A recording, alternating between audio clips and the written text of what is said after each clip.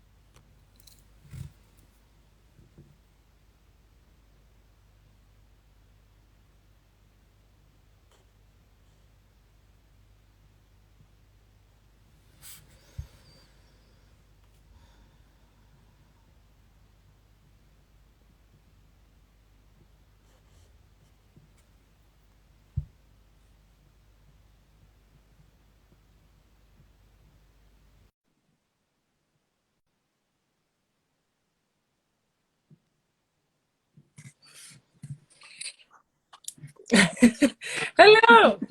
Hi. I was, the moments of panic Why? because you are my first live in my new house. Oh, really? Yeah. Oh, I didn't realize you were fully moved in. Yes. Well, as you see, it's kind of blank at the back, uh, but obviously with the Wi-Fi and everything, I can't hear you. When did you fully move in? Ah. Oh, So about yeah, 2nd of November, but I came okay. week. So I was supposed to move that week, but I came the second week. But because I've been like working here and there, so I'm 4 days somewhere, and then I'm here, and it's like chaos. So Yeah. yeah, but we will get there. We will get there. It always takes time to get all the little bits sorted, I find anyway, when you've moved somewhere. Yes, I think that's and then you need to get rid of more things than what you thought. Yeah. You realize how much stuff you have that you don't need. Yes, I'm one of those. I'm the ones that collect unnecessary things. It's like, oh, this ticket reminds me of like, Yeah. 10 years ago. Yeah, same. I've got the same. I've got this box from like stuff from when I was 10. Um, like little cards and little memories and things. And I'm just so attached to it. I can't get rid of anything. I know. So I get it. Okay, so welcome. You're here. Hi. Okay, so let's start. You need to start by telling us your story, and I leave it all up to you. It's whatever you want to share. Okay, so my name is Hazal. I'm 30 years old. I live in London, and you got in contact with me to talk about the journey that I've been on for the past few years with my sight loss and my condition that caused it. Um, yeah, it's been a bit of a rough journey. I'd say it's been settling over the past few months. The more that I'm getting used to it, I would say, learning how to manage it, adjusting how to deal with it. Um, yeah, it's just been a weird time. It's not something that I expected, but it is what it is. It's happened. So how did this start? So it happened in 2019, Mhm. and it started just with headaches at the beginning of the year. And I ignored it at the beginning. I didn't think it was anything serious. And then when it got worse, I went to my doctor, who said, you live in a city, you have like a fast-paced job, it's just stress, it's causing migraine, which made me think, okay, it's absolutely nothing, ignore it even more. Um, just until the headaches became unbearable, became too bad to handle. And I kind of passed out from the pain at home. My family had to rush me into hospital. And after about a week there, which I have no memory of, they found some clotting on the back of my brain. Mhm. I say some, they found three, and they were quite large. And they said that's what's causing the pain, because blood is able to flow in to around the brain, but it's not flowing out. So there's just like a build-up of pressure around her in the skull around her brain, and that's what's causing the pain. It's squashing down. Which sounded scary, but nobody around me panicked. They said it's fine, we just need to dissolve the clots and, you know, everything will be okay. But while they were treating me with blood thinners, the pain was getting worse and my vision started to get blurry. It kind of went from being blurry one day, and then the next day everything was dark, and then the next day I couldn't see anything at all. And then that's when I think the doctor started to panic and realize, okay, yeah, something is seriously wrong. And that's when they realized that I think the problem that I was having with the clotting that was raising the pressure triggered something that maybe I always had, but, you know, I never had symptoms of, which is a rare brain disease called idiopathic intracranial hypertension. So they call it IIH for short, but it basically means that your body produces too much cerebrospinal fluid, which is the fluid surrounding, like, it cushions your brain from your skull, basically, to like make it as simple as possible.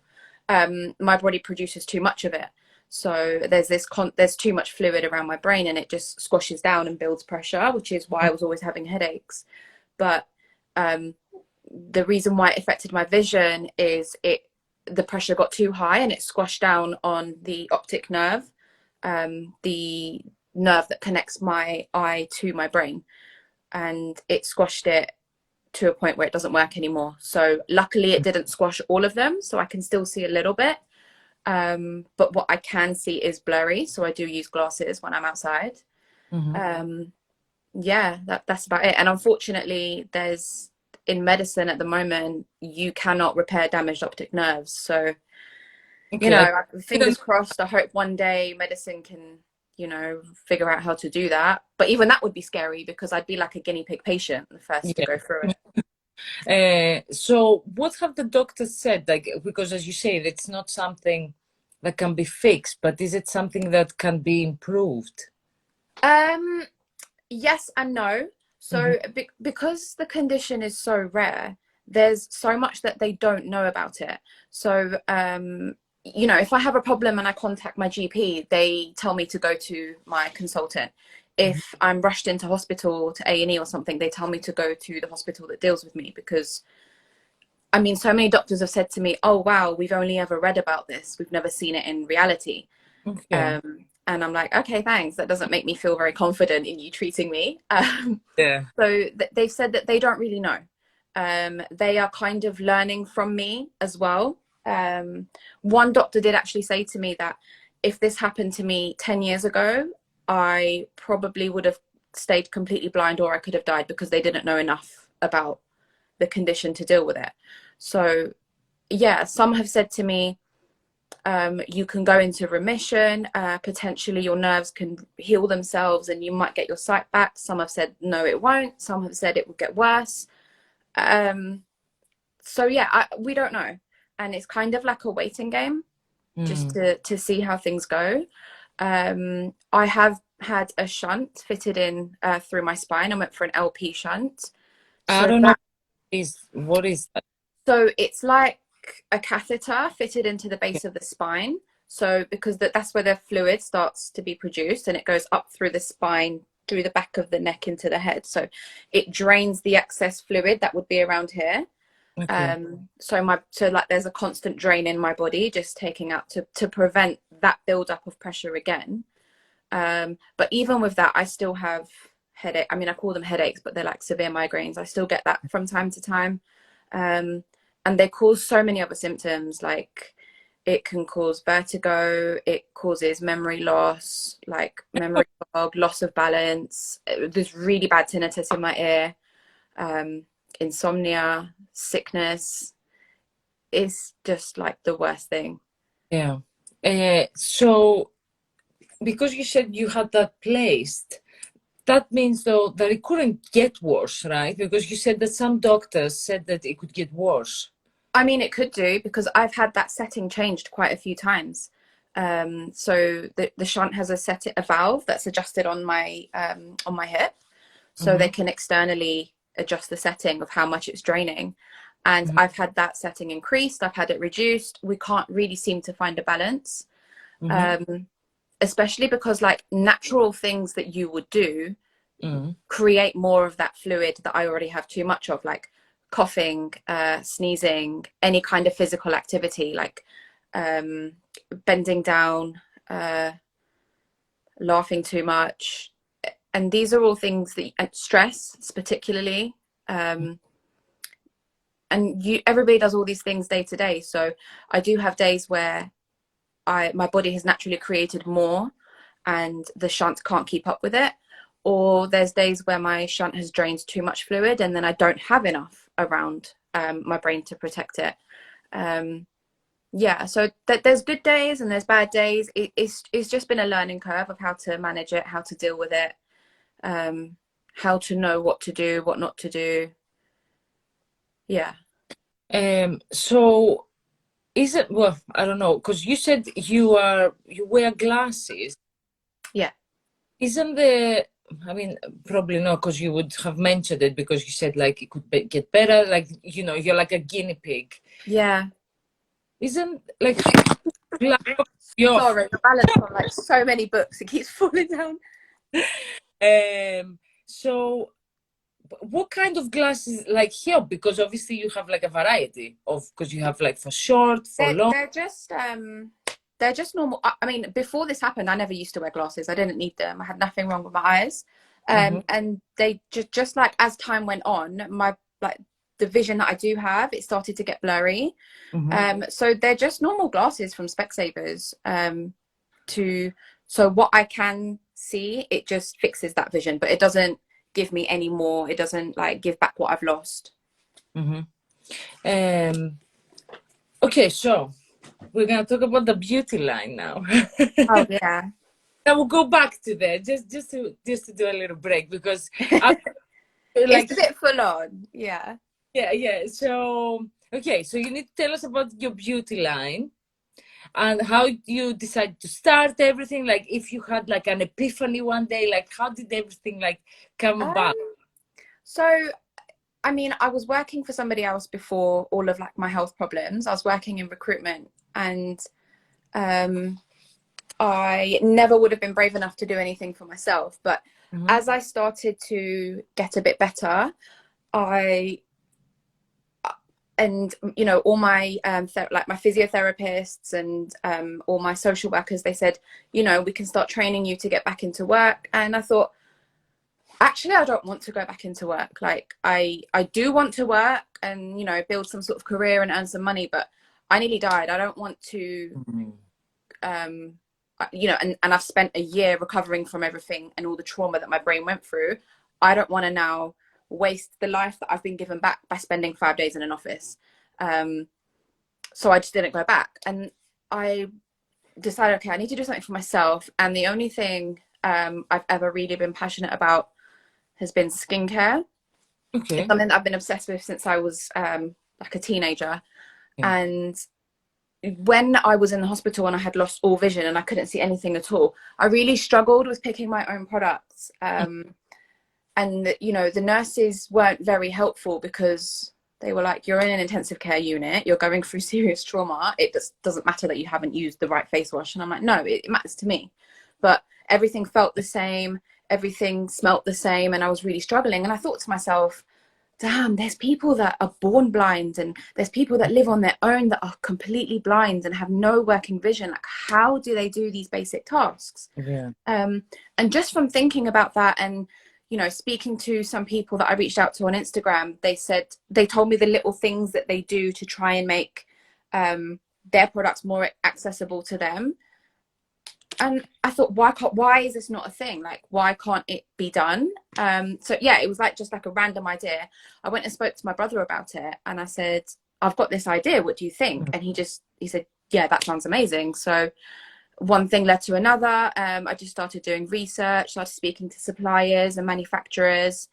I sampled all the products on my own skin, so my skin went through a lot until I found the right of everything. And yeah, we launched April the 17th of this year. So Like new. I thought it was Yeah, yeah, yeah. okay. I No, didn't. no, it's still very, very new. And it's my first time I've ever done anything on my own. So like I'm still learning with everything that comes with it.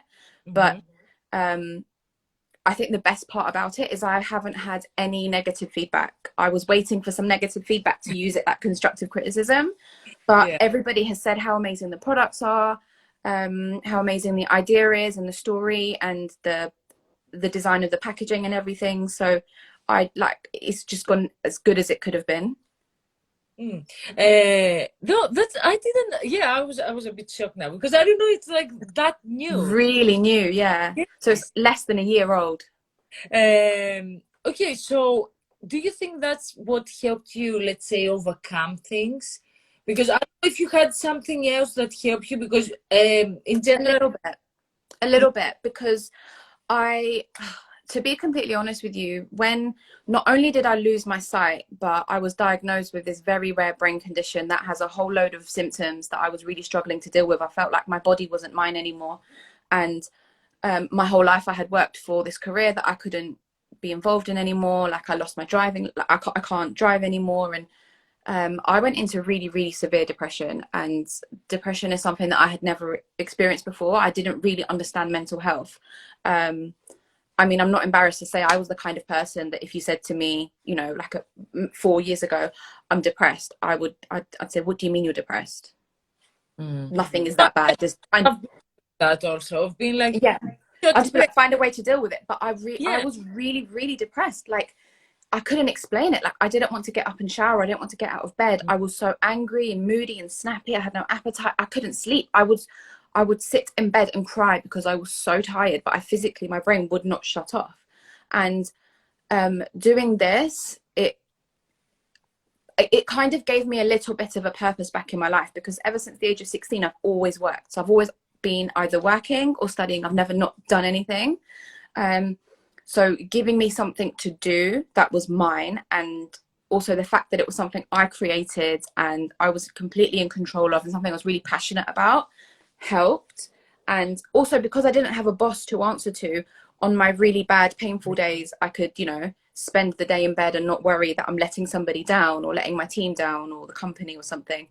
Um, Most of the work I was doing in the middle of the night, to be honest with you, because I was sleeping through the day from the pain. But yeah, it did really help me because it gave me a purpose. It gave me something to focus on. And it also allowed me to get into contact with a lot of people that were blind or visually impaired.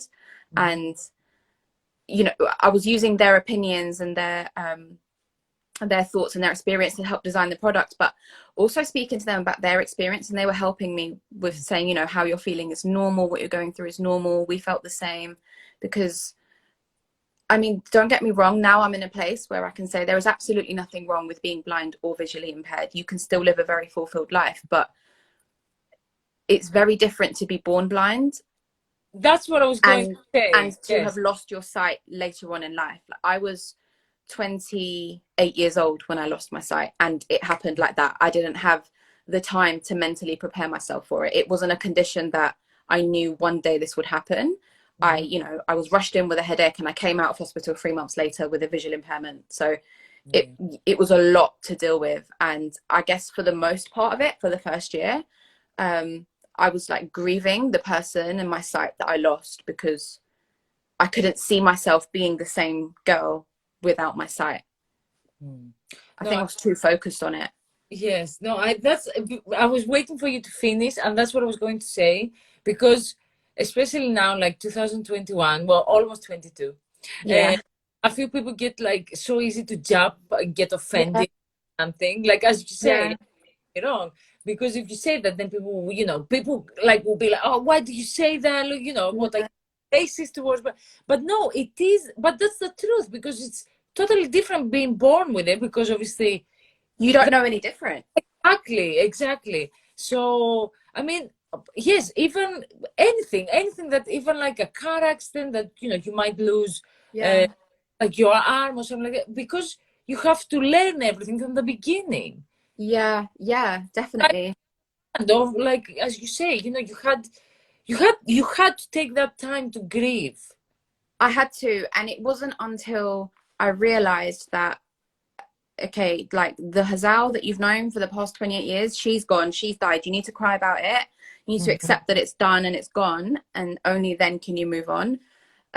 Because before I was like, I would wake up every morning, can I see again? Every night I would go to sleep, please God, I want to be able to see again. And because I was so focused on that, I wasn't allowing myself to heal from like the trauma that I went through. So if anybody's going through anything at all, just give yourself that time to deal with it, because if you don't process it, you're never going to heal from it. I agree. I'm with that you're saying, because I actually had this conversation today with a friend.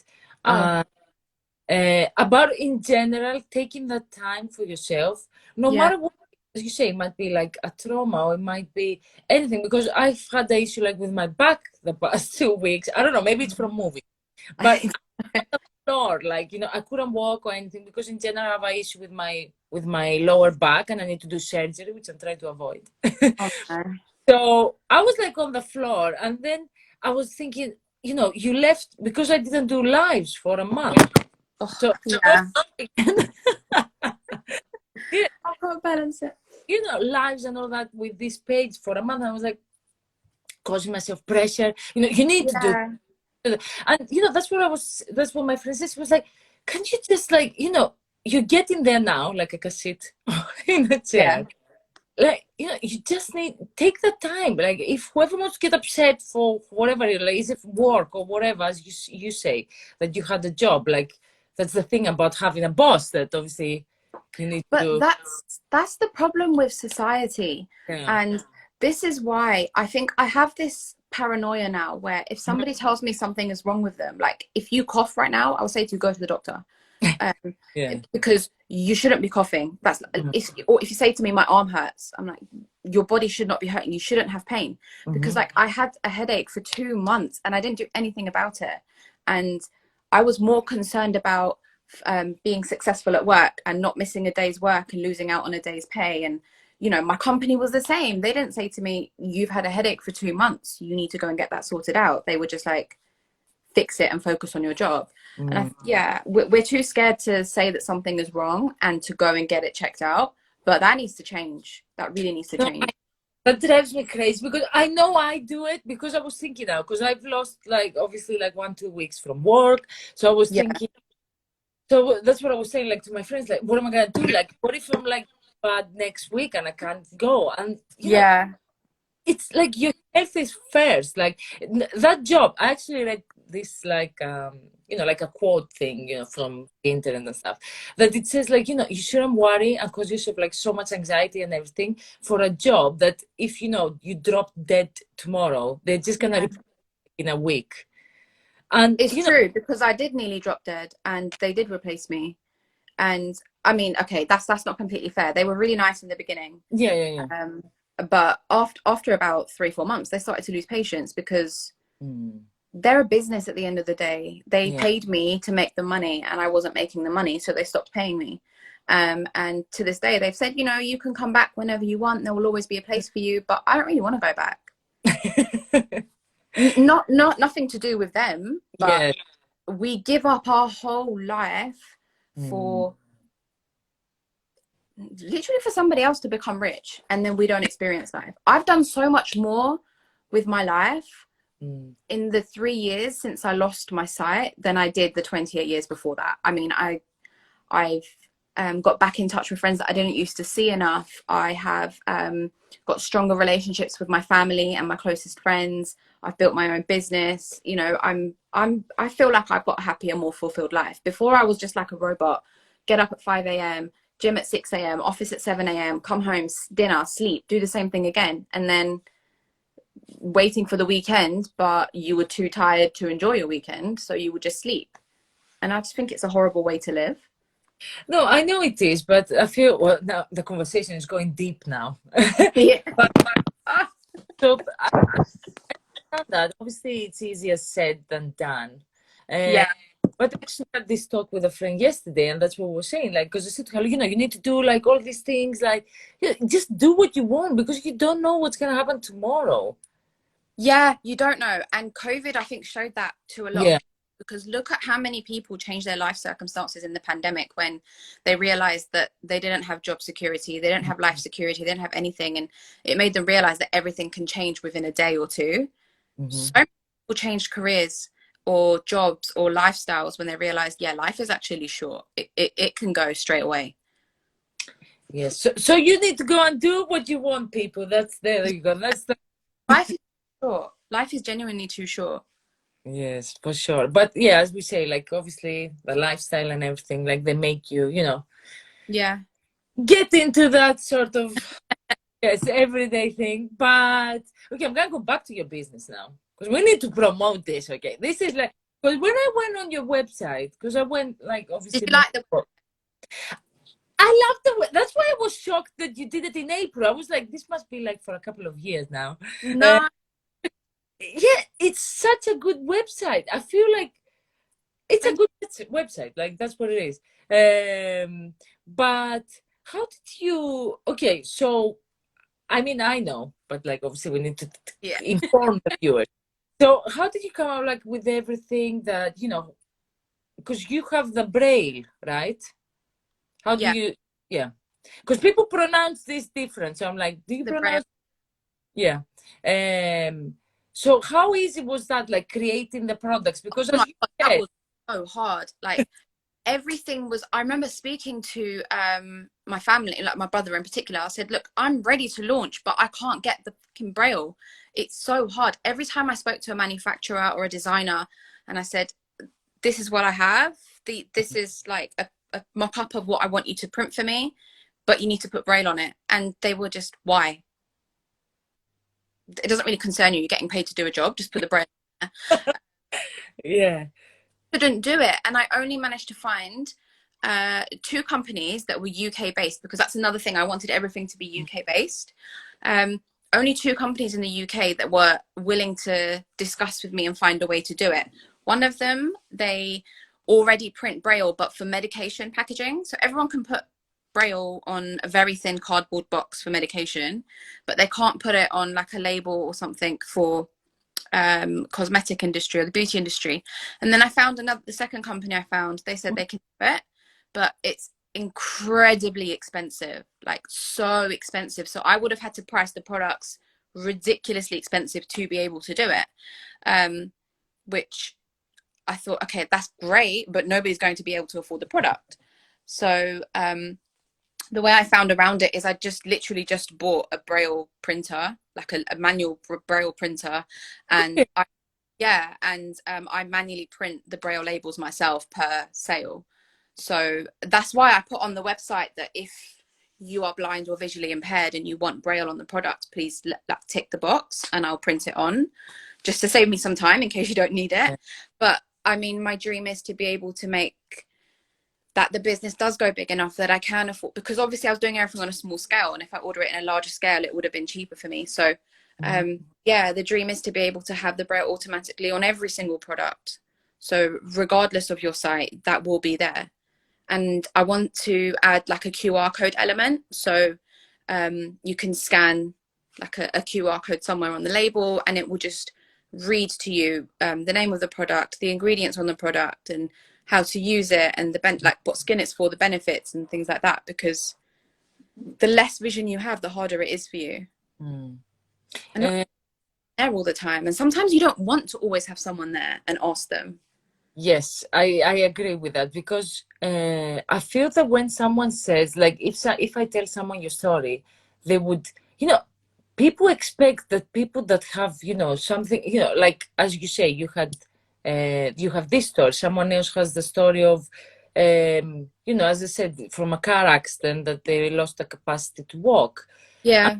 Expect that you can't live by yourself, you can't do anything by yourself, and you're here doing your own business. Like, it doesn't work like that. But you know what, society makes people think that was my main issue when I was coming home from the hospital. I think that's one of the things that I focused on so much. I'm never going to be independent, I'm always going to be reliant on someone. And I'm so lucky that I've got the family that I have, and my mum and my brothers are around me. But I was thinking, what about when they have their own life? What about when my mum's not around here anymore? I don't want that. And there was nobody in the medical field telling me, don't worry, don't worry. They just kept saying, give it time, give it time. And that's the worst thing to tell someone. You don't want to hear that when you're going through a shit time. I'll give it time. But the best thing for me and what helped me was my social media, actually, because the more I was being open about how I was feeling and what I was struggling with, not only was it helping my family, my friends understand what I'm going through, because I'm not a good talker, but it helped me get into contact with a lot of people that have gone through something similar, and it felt so good to have someone say everything you're feeling is normal and you will be independent. And just to see them being independent, like seeing blind mums or blind business women, or there was a blind lawyer that I got into contact with, and I was like, that's amazing. You have paying clients and you can't see, like that. It just so much faith that no, we can do whatever we want, we just do it different. No, I agree so much with that. Like, because I hate that, because as you say, obviously society has done that. I mean, I feel that it's kind of changing. Like, I feel we are getting better in a lot of ways. Yeah, we are getting there, a bit slow. But, but yeah, I mean, obviously, like the generations before us wasn't like that, because if someone went to war and then, as I say, like, maybe they had their limb. So they expected that someone has to be there and take care of them and everything. But I feel it's like it's like you're offending someone to say that, because you can see like so many like people do more things than probably that someone that had all of the limbs or could see like perfect clear and everything. Like, it's all about like how much you want something and what you want to, like, as you are trying to change things with, as you said, I don't believe that it's so expensive to actually put braille on a product. I can't believe it either. And on top of that, I had to sort of justify why I want them to do this. And they were so shocked. Oh, why do you want to do that? Well, that just made me think, okay, yeah, I definitely need to do this because this product doesn't exist. It's just so hard. But, do you know, sorry to interrupt you, do you know why they don't put it on beauty products though? Because it's expensive. Yeah, but why is it expensive? Like, I don't understand. Okay, so because one, braille isn't universal. So English braille is different to American braille, for example. Okay. So they wouldn't be able to print that one English and have it everywhere. Two, it depends. You would need to decide whether you want it printed on the bottle itself or on a sticker, the label that you're going to stick on the bottle. And you need two completely separate types of machinery to be able to do that. The machinery itself is expensive. For the braille to be accurate, it needs to be a certain millimeter raised and width and everything. So I think it's excuses, but yes, why they're not doing it is because they're saying it's expensive and it takes time, which goes against their business ethic. But yeah, but I don't agree with that, because if everyone in the world was blind, you would have exactly. So which blows my mind, because there are actually so many people that are blind or visually impaired. It's over the UK alone. So that you can't tell me that's not a big enough market. Yes, exactly. I don't understand why. I mean, as you say, because not all the world is blind, and obviously they are put in a different category. Yeah. It's the same with a lot of lives that I've done, that people that are using a wheelchair, which I don't believe that, because it's in America, and I was expecting more from America. I mean, I've never lived there or been, but because it's what we see. Yeah. And the population obviously is a lot, and there's so many places that they can access with a wheelchair. Yeah, no, you can't. Because at the start, because of my vision, I really, really struggled with stairs. I physically couldn't do them. And the amount of places that we went, and there was no stairs. There was no lift, or there was no escalator. What are we meant to do? I could somehow, with guidance, get up there, but what if I was on a wheelchair? I don't know. I don't know why the world is as such. I mean, I do hope. I feel it is getting better, but it's I mean, I feel, at least I've noticed in Greece, that they are getting people in the government that, you know, you might get someone that is in a wheelchair. Yeah. But This is the thing. There needs to be more people with disabilities yeah. in the public eye. They need to be in the media. They need to be in politics. They need to be like in positions of power for people to see, one, yeah, okay, just because they're disabled doesn't Mhm. mean they can't do this. And two, there will be a disability advocate in those industries saying, this is what we need more of. This is what we need to focus on.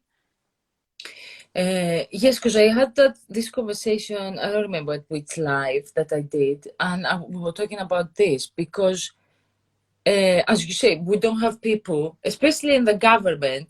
I mean, I've never really noticed something as such. And No. how do you expect to change the world if you don't have someone that is going through that? Yes, Yeah. and you know, because most people, like most governments, just want to do it like, oh, look, I'm helping. Like now Yeah. that I'm a president, yeah, But really not.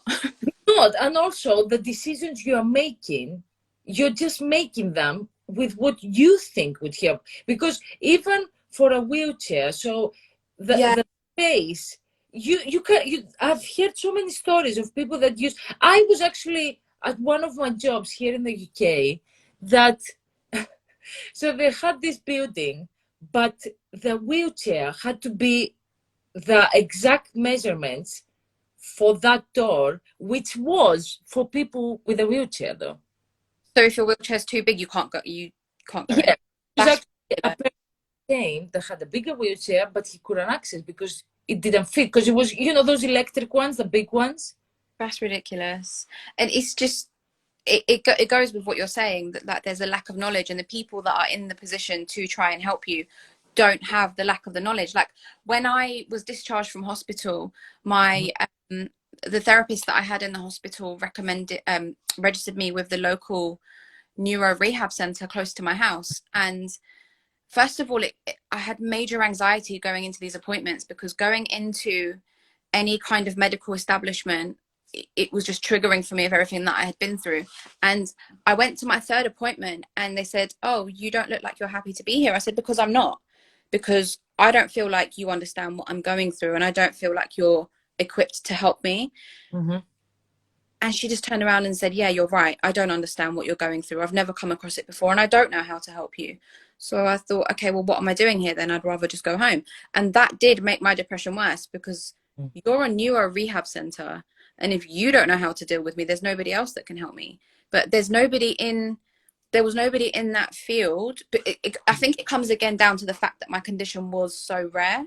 But put somebody in that field who maybe is blind or visually impaired or has experienced some kind of brain trauma, so that they can maybe connect with these patients on some sort of personal level. Because if you, at the start, when somebody who had full perfect vision was trying to teach me how to do things, I didn't want to know. I didn't listen to them, because I thought, you don't understand. You genuinely do not understand, and you're just pretending to, and I don't want to listen to what you have to say. Mhm. It, Did you search for, let's say, a community that you could? I mean, you did have people, because you said because of your new business with yeah, yeah, the beauty line, that you manage obviously to contact a lot of people. But if, let's say, you weren't as such and you didn't want to like go yeah. down the road, is there a I community? I don't know, in the There, UK. there is.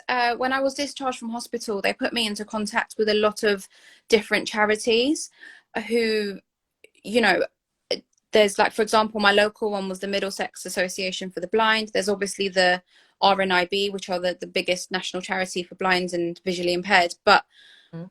again, there was nobody, like no guidance, no counselor, no individual that I could connect with, because the reason why I lost my sight was due to a rare brain condition. It was nothing to do with an eye condition, and there was nobody that could relate to me or discuss with me or speak to me, or, you know, the vision that I had lost and what I could see wasn't like anything they had heard of before or seen before.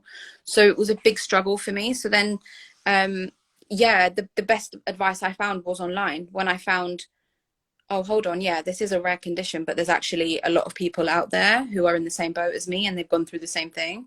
And we've just kind of created our own online community. These are people that I've never met before, but they got me through a really hard time.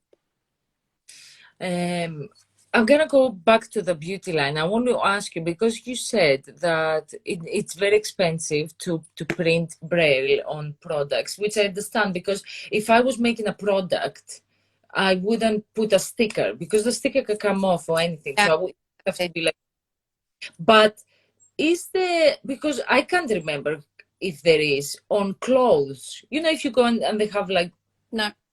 because why would that cost a lot? Because it's paper, like it's cardboard. Hard that could be there. Yeah, no, there isn't.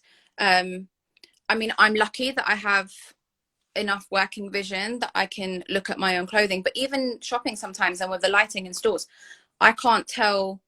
I will have to ask someone that I'm with, what shade of blue is this, or what shade of brown is this, or is this, what material is this? I won't be able to tell sometimes. And there are some apps, like there's an app on my phone that you can hold over, but it will just say blue. It won't say light blue, dark blue, navy blue, and it won't tell you what material it is. And there's another app where people need to volunteer, so I will try to call and it will connect me with a fully sighted person, and yeah, so you have a FaceTime with a stranger basically. What is that? Yeah, it's quite cool. I And need to join to a this. complete stranger. Yeah, but What is it? What's the name of it? So they whoever there's so wants. many apps like that, so many. Okay.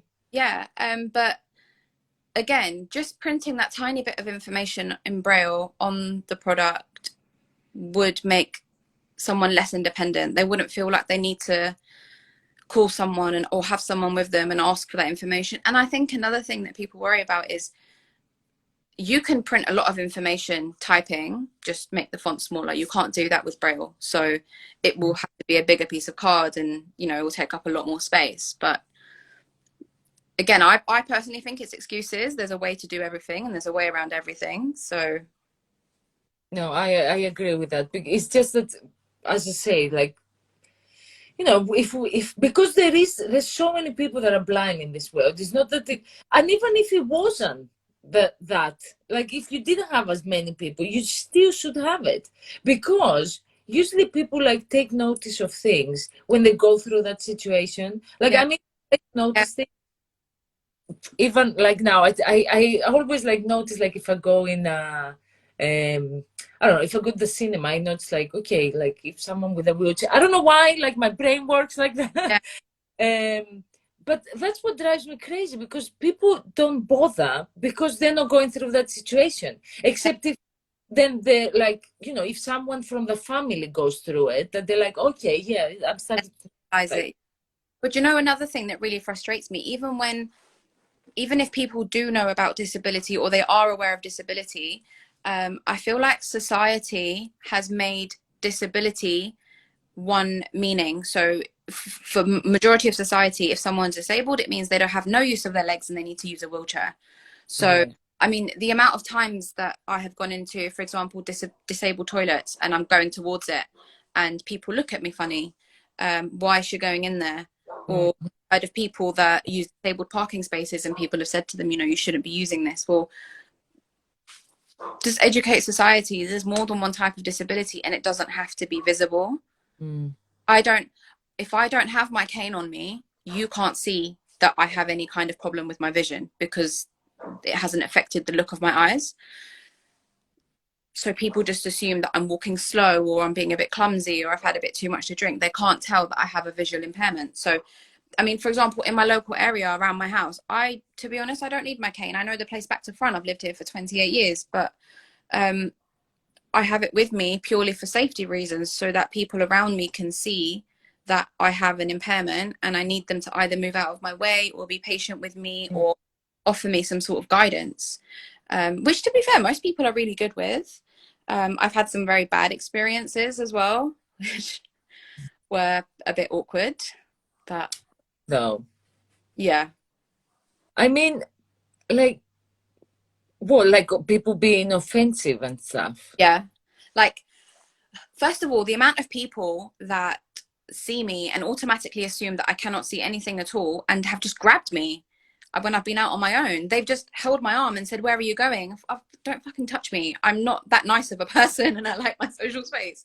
Like, and I've always said, no, don't touch me. Like, I don't mind if you approach me and say, "Hi, do you need some help?" I appreciate that. And if I don't need the help, I just say thank you and move on.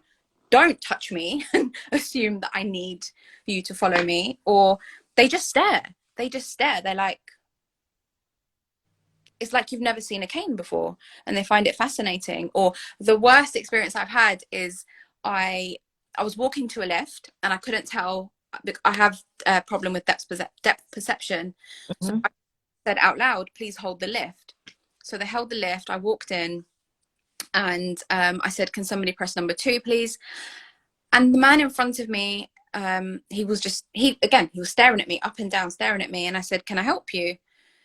And he said, "Yeah, I just want to ask, is it the one eye or is it both?" Yeah, that was my reaction. I just thought, and I just looked at him like this and I went, "Both? Why?" He went, "Oh, it's such a shame. Seeing people like you makes me really appreciate myself."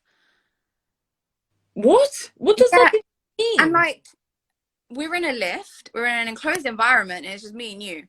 Like, it took a lot for me to not react in a shouldn't have reacted. But first of all, you wouldn't walk up to somebody on a wheelchair and say, "Oh, is it one leg you can't use or is it both?"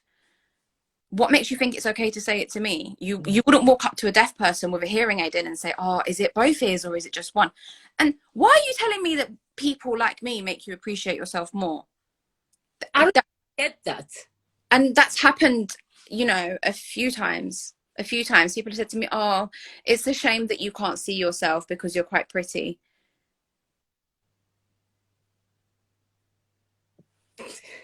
I just don't know how to respond to it. I'm like, is that supposed to be a compliment? Because it's actually quite offensive. No, it is. I'm laughing. I'm just laughing the way you're saying it also. But yeah, I think it's ignorant, but it's bordering on not being ignorant, just being stupid and rude, because that's not how you should speak to people. No, I agree. And I don't understand how people, I don't know if they think of things different, like in their brain is different from when, like, they blend. Yeah, I think they don't process it. They think it and it just comes out. And then when they see the look on my face, they realize, "Oh, okay, yeah, maybe I shouldn't have said that because it's a bit rude." I know, but the guy in the elevator, like, that was so offensive. Like, it was rude. And it was my first ever time using my cane on my own. So if I was not mentally strong enough to deal with that, that would have broke me down. If he said that, if I came across him 6 months before, it would have completely broke me down. I know, I agree with that, because I've been like, people will say things like that in general, like, yeah, whether you can see or not. And I feel that you just need to, like, I don't know, I know it's not easy, but you know, you need to find that just to block it, because as Frida says, it's down to ignorance and lack of education. So it's I'm down to lack of education. That's why I try to be as open as I can about it. And like, it's like when I speak to people, they say, "Oh no, don't say that, you're not blind." Blind is a bad word, and disabled is not a bad word. Like, they're like, "Oh, you shouldn't class yourself as someone with a disability. You shouldn't class yourself as blind." But why? It's like saying to you, like, it's like me saying to you, "Oh no, you're not really blonde. You shouldn't say that about yourself." It's not a bad word. Being blind is not a bad thing. Being disabled is not a bad thing. And it is down to lack of education and awareness in society from people, which is why I will never stop talking about it. No, I agree. And that's why I am doing, like, all this with the face the elephant. Yeah. That's my goal, because I always get this question when I contact people, that they ask me, "Okay, so, like, what's your disability?" Because there's no way you're like, "No," and you're doing this. And I'm like, no, because I mean, I've always, like, wanted to help, like, my whole life. It's just that I hate that there's not awareness about things. Like, that's what drives me crazy. And as you say, I get that some people are just like that. Some people just want to be offensive. But then you get the people that are just ignorant. Like, they might be nice people, they're not educated. And I always who remember this story from when I did a live with Beauty Mark.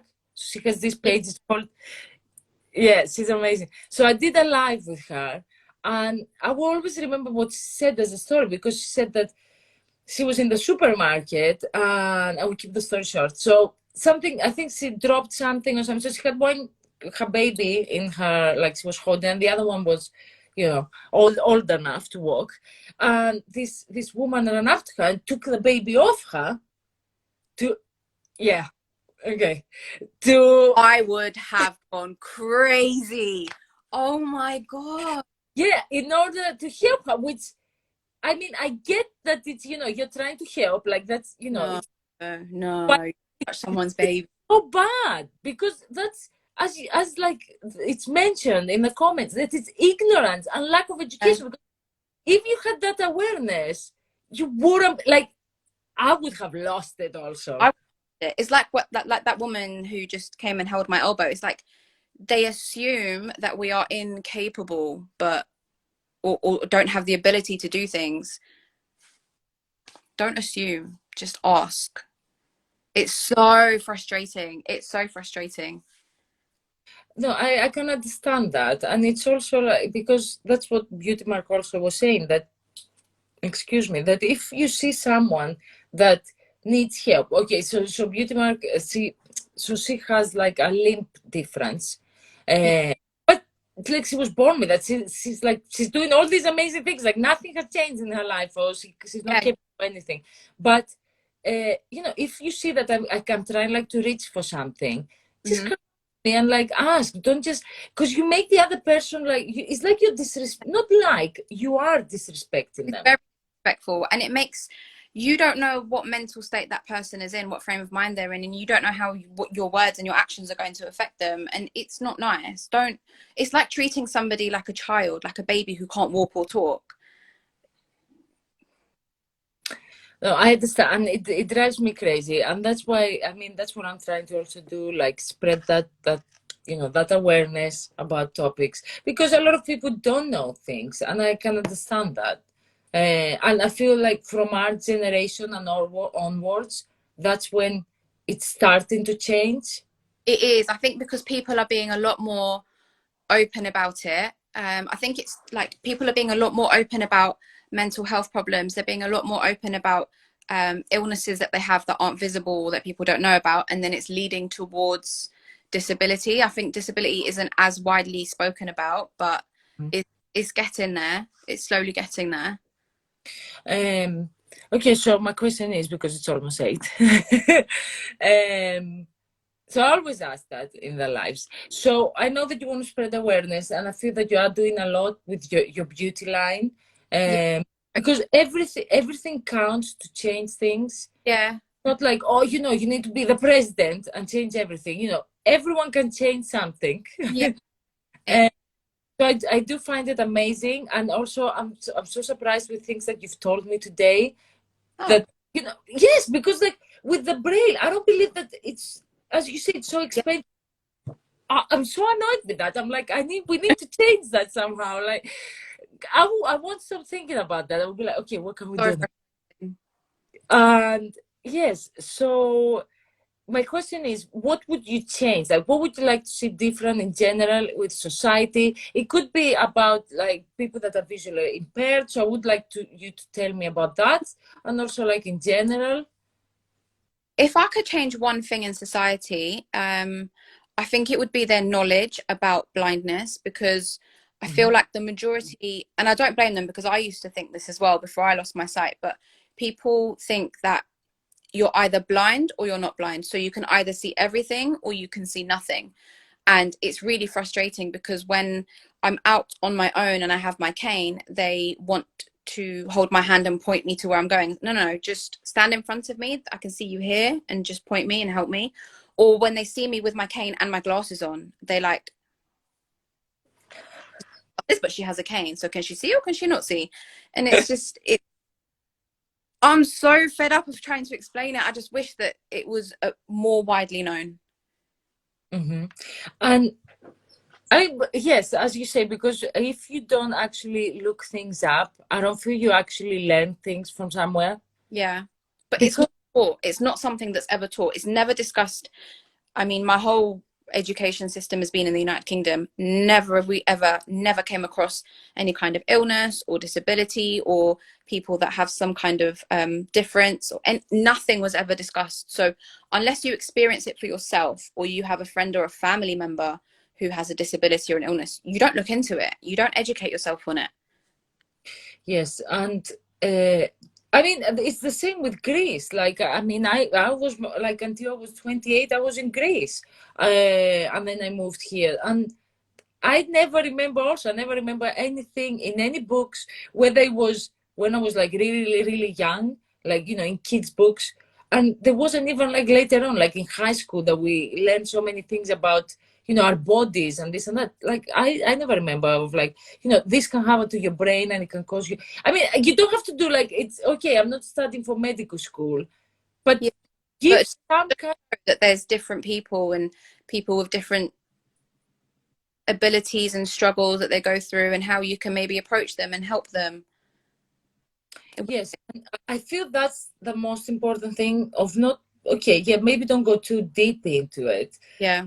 Keep that awareness of how, you know, how you can help, even if it's just that. Yeah. And I really want to do a live. I actually spoke with her, like with Beauty Mark Community, because she started teaching now, and she's like trying to get like books in the system and things like that. I'm like, finally, yes. Yeah. But it's so hard because I also did a live with this girl from so she lives in the UK, and she writes children books about, like, okay, so each character in every book has like some sort of disability. Oh, no way. Yes, but oh, you need to look up, like, after you can find Yeah. her. Give me her details. I'll look at her page. That sounds cool. Now, that's so cool, because what I loved, because I said we're going to do another live with her, what I loved is that the story of the child is not based around the disability. That's what we need more of, because when you see someone with a disability, they focus it all around that, but Yes. someone is more than their disability. I don't know, that I was like, that's amazing, because I didn't even think of that. I was like, okay, yes, I would love to write a book like that, but I would have based it around the disability, like to give the awareness. But I think that's not, I think 100% that's the right way, because when I like, Normalize. yeah, children don't look at like disability. Like, if you tell a child, like, okay, what do you see different about that, about them, like they might say to you, okay, they have black hair and I have blue, like. Children are amazing. They are better than adults. Like, I lost my sight 2 months after my nephew was born, and he's my first nephew. I love him so much. And do you know what? Sometimes I used to cry about it, and I used to think, like, I'm not going to be able to look after him the way I wanted to. I'm not going to be the auntie to him that I wanted to. But he's different with me than he is with anybody else. He's noticed that I can't see things. So when he's here, I can't see him. And he's noticed that, because maybe he thinks I'm ignoring him when I'm here. But if he wants something from me, he comes right here, right in front of me. And he's more patient with me. He lets me do things slower. He, like, sometimes, like, for example, when his toys are broken and he'll give it to me, he grabs my hand and puts it on the part that he wants me to fix. And I think, you're so much better than most of the ignorant adults I have to deal with on a daily basis. Yes, and yeah, that's the thing, because they don't care about it. They're not going to be racist about things. Different. Yeah, Yeah.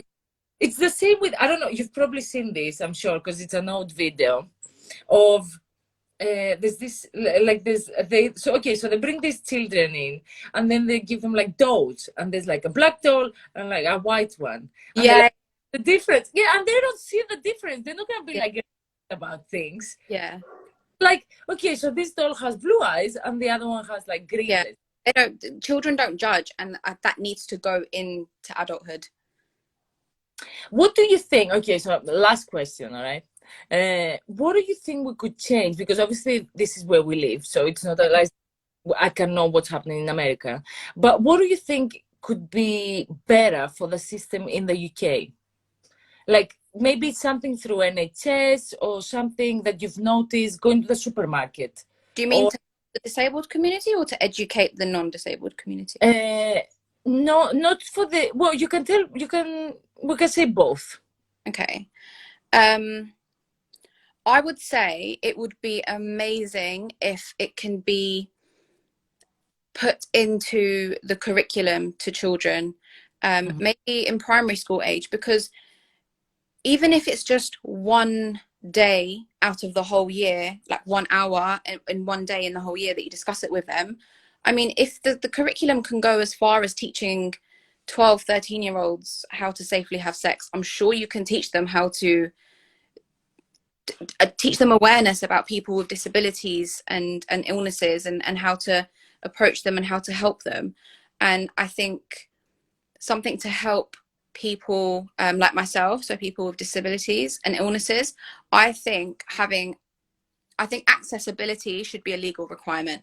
I think every single public place, whether it's like a venue for entertainment, whether it's a supermarket, whether it's a shopping center, it should be accessible. There should be step-free access. There should be something to help all kinds of disabilities, not just somebody on a wheelchair. So there should be something to help people, make it accessible for a blind person, a deaf person, somebody with mental health problems, somebody who is on a wheelchair, because it's not a requirement right now, and not everywhere is accessible. And most of the time you have to look things up before you go out as a disabled person, and it's not very fair.